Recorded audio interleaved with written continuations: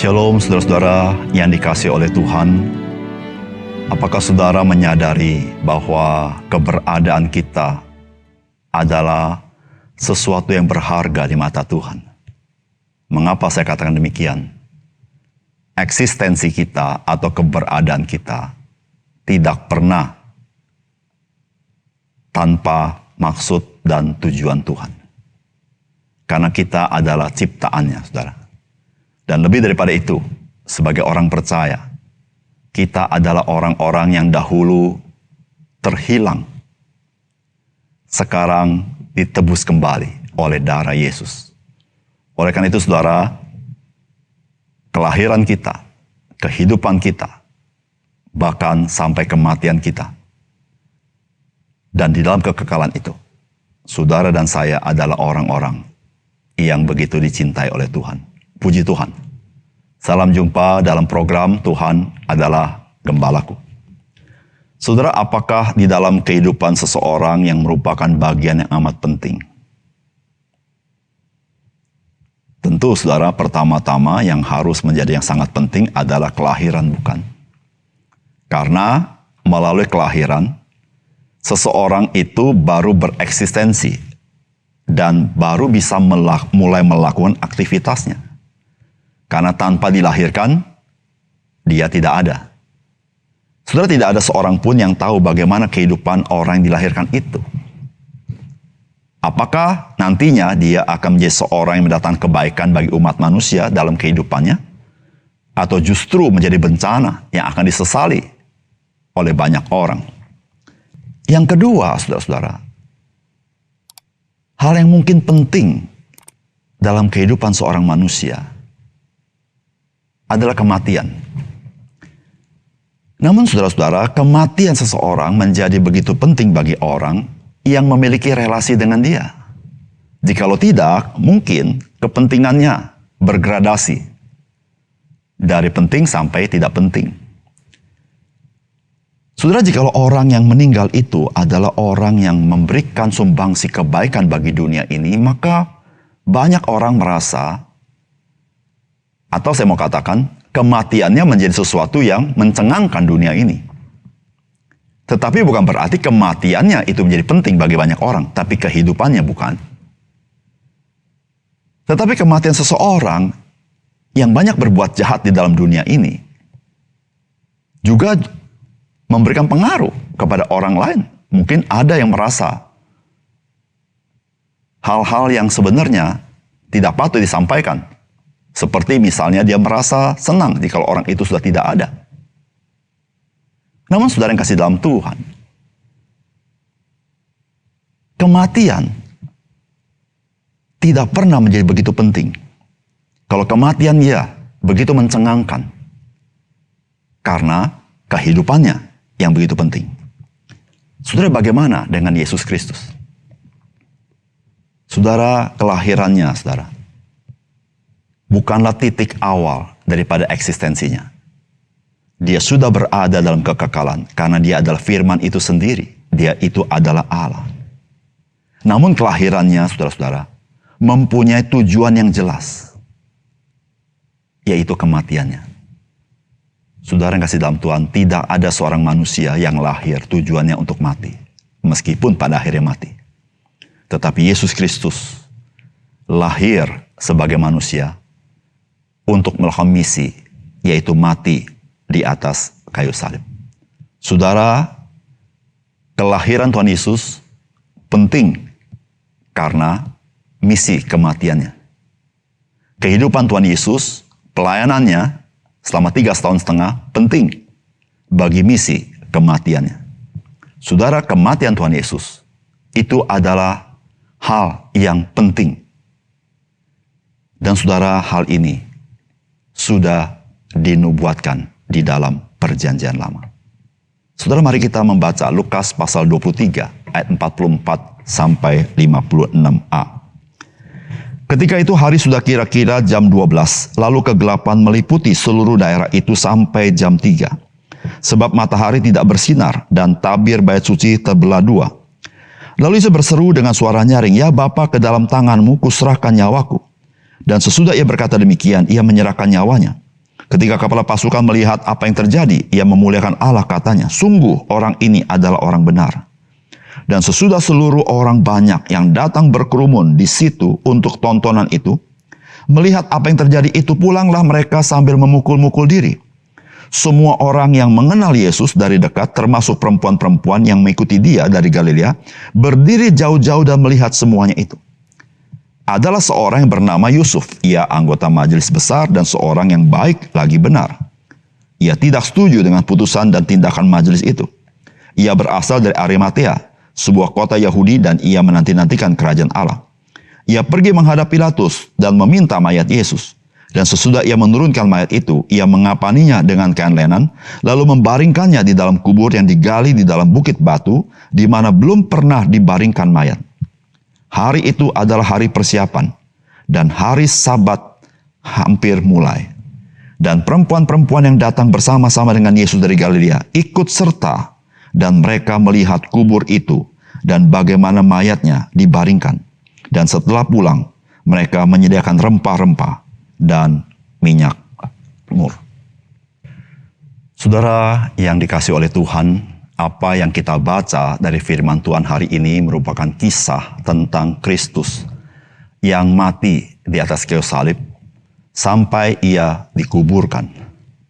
Saudara, kita tahu bahwa Injil Lukas sudah beredar dan dibaca banyak orang di abad pertama. Nah, saudara, artinya saksi mata dari peristiwa Kristus mati di atas kayu salib itu masih banyak yang hidup. Saudara, bagaimana Lukas menuliskan Injilnya dengan begitu detail, memberitahukan kepada kita bahwa Lukas mendapatkan kisah ini dari saksi mata dari peristiwa itu. Jikalau bukan saksi mata, maka sulit memberikan detail dalam menceritakan sebuah kisah. Saudara, peristiwa kematian Yesus Kristus itu adalah peristiwa yang maha penting dan krusial. Karena Yesus Kristus telah memberitahukan bagaimana ia akan mati dan apakah manfaat kematiannya di atas kayu salib. Karena itu adalah misi yang utama kedatangannya. Artinya, jika Yesus Kristus tidak mati di atas kayu salib, maka seluruh karya Kristus selama melayani betapapun baiknya, tidak menjadi manfaat bagi umat manusia. Injil Lukas menuliskan peristiwa ini agar kita percaya kepada Yesus Kristus bahwa dia adalah Mesias yang dijanjikan Allah dan dia adalah anak Allah yang maha tinggi. Saudara, apakah pesan firman Tuhan bagi kita hari ini? Yang pertama, Yesus Kristus mati di atas kayu salib disaksikan banyak orang, termasuk mereka yang mengenal Yesus dari dekat. Saudara, peristiwa kematian Yesus Kristus sudah terjadi kurang lebih 2000 tahun yang lalu. Namun sampai hari ini, saudara, kita masih mendengar isu-isu yang ada yang mengatakan bahwa Yesus Kristus tidak mati di atas kayu salib. Isu yang ada juga merupakan isu yang sudah terjadi 2000 tahun yang lalu. Isu tentang kebangkitan yang mengatakan Yesus tidak bangkit oleh pemimpin agama. Saudara bisa bayangkan, pemimpin agama berkata dusta tentang sebuah fakta, sehingga memberitahukan kepada kita, jabatan seseorang tidak menentukan integritasnya, tetapi integritas seseorang apakah dia takut akan Tuhan. Saudara, ada banyak simpang siur mengenai kematian Tuhan Yesus. Ada yang berkata bahwa Yesus tidak mati, sehingga ketika dia dikata tidak mati, maka sesungguhnya Yesus tidak pernah bangkit. Lalu ada orang mungkin mengatakan, yang mati di kayu salib itu bukan Yesus Kristus, tetapi orang lain. Apakah Alkitab mengindikasikan seperti itu? Saudara, dalam firman Tuhan dikatakan begini, ketika itu hari sudah kira-kira jam 12, lalu kegelapan meliputi seluruh daerah itu sampai jam 3. Sebab matahari tidak bersinar, dan tabir bait suci terbelah dua. Lalu Yesus berseru dengan suara nyaring, "Ya Bapa, ke dalam tanganmu kuserahkan nyawaku." Dan sesudah berkata demikian, ia menyerahkan nyawanya. Ketika kepala pasukan melihat apa yang terjadi, ia memuliakan Allah, katanya, sungguh orang ini adalah orang benar. Dan sesudah seluruh banyak orang yang datang berkerumun di situ untuk tontonan itu, melihat apa yang terjadi itu, pulanglah mereka sambil memukul-mukul diri. Semua orang yang mengenal Yesus dari dekat, termasuk perempuan-perempuan yang mengikuti dia dari Galilea, berdiri jauh-jauh dan melihat semuanya itu. Saudara, apa yang dikatakan dari firman Tuhan? Bahwa kematian Yesus Kristus disaksikan oleh orang banyak. Dan saudara, kita tahu Yesus Kristus bukanlah seorang yang introvert, yang hanya di rumah saja tidak bergaul dengan banyak orang. Dia seorang guru yang berkeliling dan sifatnya ekstrovert. Dia seorang yang menampilkan dirinya, bahkan berkomunikasi dengan banyak orang, bukan dengan jarak jauh, tapi langsung berjumpa dengan orangnya. Dan saudara, saya percaya orang-orang ini menyaksikan langsung siapa yang tergantung di atas kayu salib.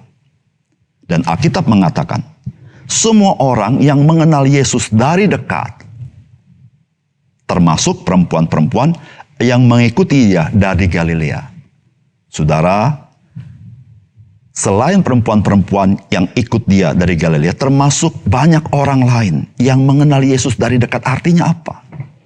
Artinya mereka ini bukan hanya gerombolan yang ikut Yesus, tapi mereka ini adalah orang yang sangat dekat dengan Tuhan Yesus. Kemungkinan 70 murid yang bersama-sama dengan Tuhan Yesus, yang selalu bersama-sama. Saudara-saudara yang kasih dalam Tuhan, mungkinkah yang tergantung ke kayu salib bukan Tuhan Yesus? Saudara, itu tidak menjadi sebuah kemungkinan. Sebab orang-orang yang kenal dekat melihat langsung apa yang terjadi. Saudara, bukan itu saja. Ibu Tuhan Yesus yang tidak dikisahkan di bagian ini, dia termasuk saksi mata. Termasuk murid yang sangat dekat dengan dia, yaitu Yohanes. Dia berada di bawah kaki salib Yesus Kristus. Saudara, apakah mungkin mereka salah melihat gurunya?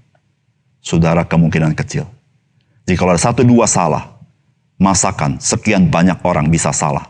Apalagi saudara-saudara, pasukan prajurit Romawi, pengawal-pengawal bait suci, imam-imam kepala. Saudara, mereka yang punya niat jahat kepada Tuhan Yesus, pastilah mereka sangat hati-hati waktu menangkapnya. Saudara yang kasih dalam Tuhan, Alkitab mencatat, Yesus mati di atas kayu salib. Artinya apa, saudara? Artinya, karya keselamatan sudah digenapi di atas kayu salib.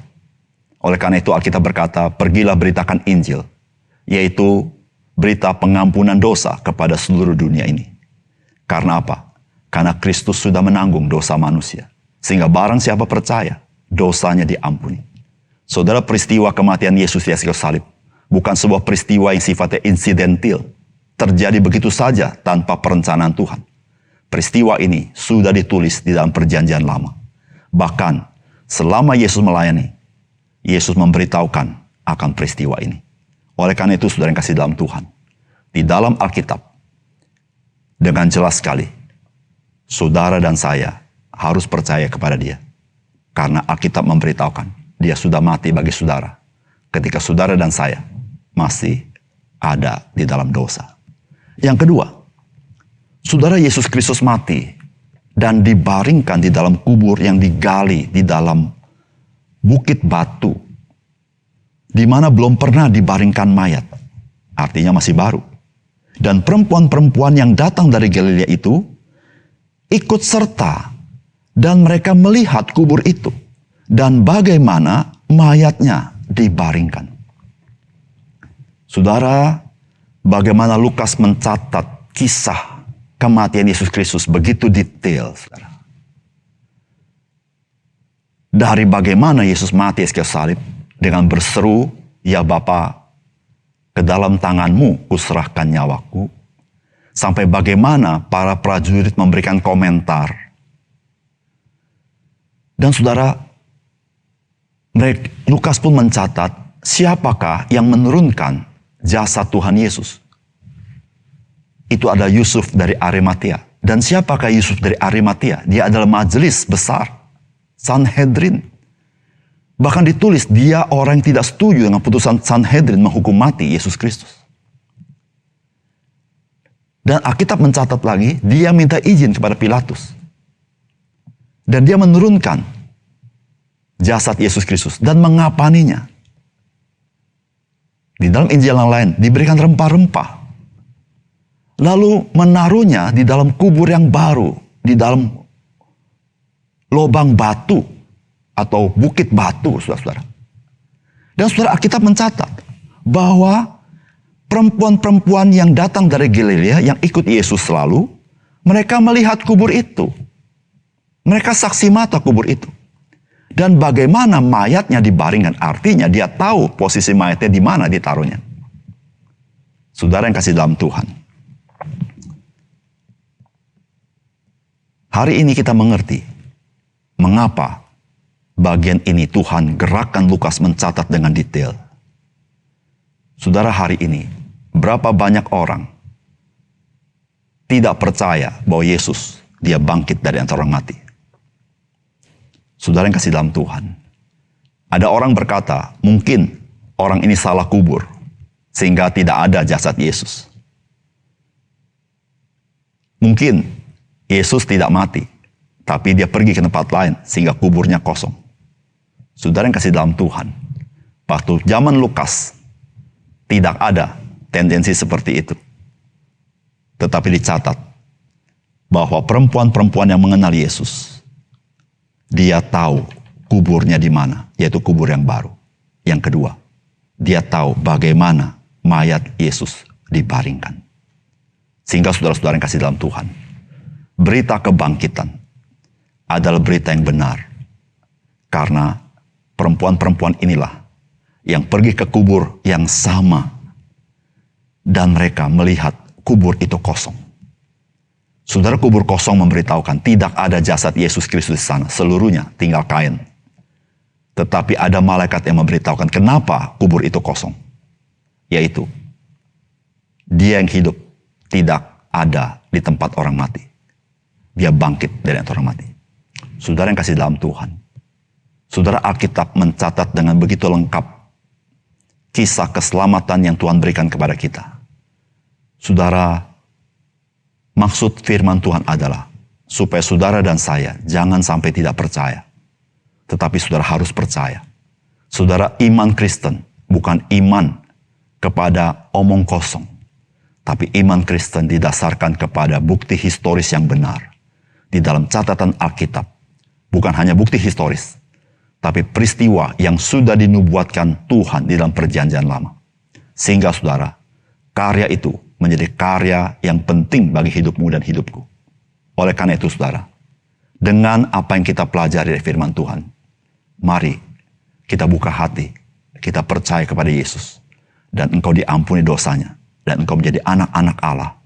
Dan engkau menerima keselamatan, hidup yang kekal yang Tuhan berikan kepada kita. Mari kita berdoa. Bapa di surga, terima kasih untuk kebenaran firman Tuhan. Kami sungguh-sungguh kagum dengan firman-Mu begitu detail bercerita, mengisahkan kisah kematian Yesus Kristus. Kami baru sadar mengapa Tuhan menggerakkan Lukas mencatat begitu detail. Supaya tidak ada keraguan dalam hati kami akan kebenaran kematian Yesus Kristus dan kebangkitannya. Sehingga kami boleh percaya sepenuhnya Engkau Allah yang benar. Dan tidak ada Allah yang seperti Engkau. Tuhan, terima kasih Tuhan. Dalam nama Tuhan Yesus kami berdoa. Amin.